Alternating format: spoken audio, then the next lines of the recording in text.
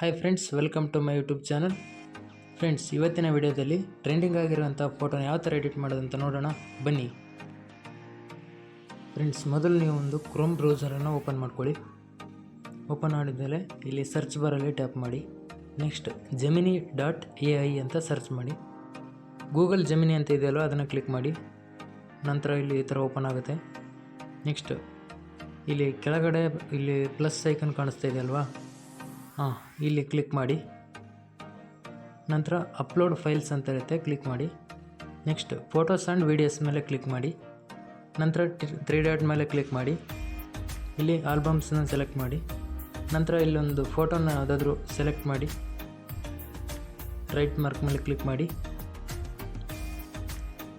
ನಂತರ ಇಲ್ಲಿ ಕೆಳಗಡೆ ಆಸ್ಕ್ ಜೆಮಿನಿ ಮೇಲೆ ಕ್ಲಿಕ್ ಮಾಡಿ. ಇಲ್ಲಿ ಒಂದನ್ನು ಪ್ರಾಂಪ್ಟನ್ನ ಟೈಪ್ ಮಾಡಬೇಕಾಗುತ್ತೆ.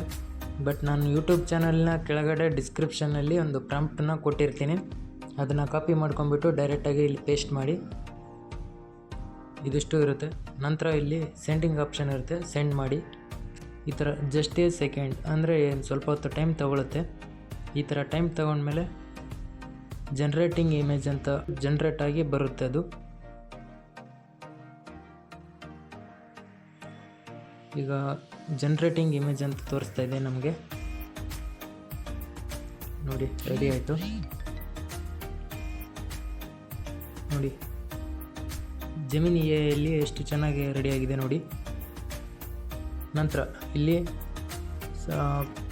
ಮೇಲುಗಡೆ ಕಾಣಿಸ್ತಾ ಇರೋದು ಅಂದರೆ ವೈಟ್ ಕಲರ್ ಇದೆಯಲ್ವ, ಅದಕ್ಕೆ ಕಾಣಿಸ್ತಾ ಇಲ್ಲ. ಅದು ಅಲ್ಲಿ ಡೌನ್ಲೋಡ್ ಆಪ್ಷನ್ ಇರುತ್ತೆ, ಕ್ಲಿಕ್ ಮಾಡಿದ್ರೆ ಈ ಥರ ಡೈರೆಕ್ಟಾಗಿ ಇಮೇಜ್ ಗ್ಯಾಲರಿಗೆ ಸೇವ್ ಆಗಿರುತ್ತೆ.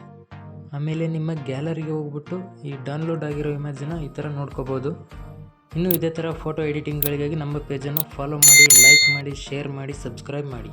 Thank you for watching my YouTube channel.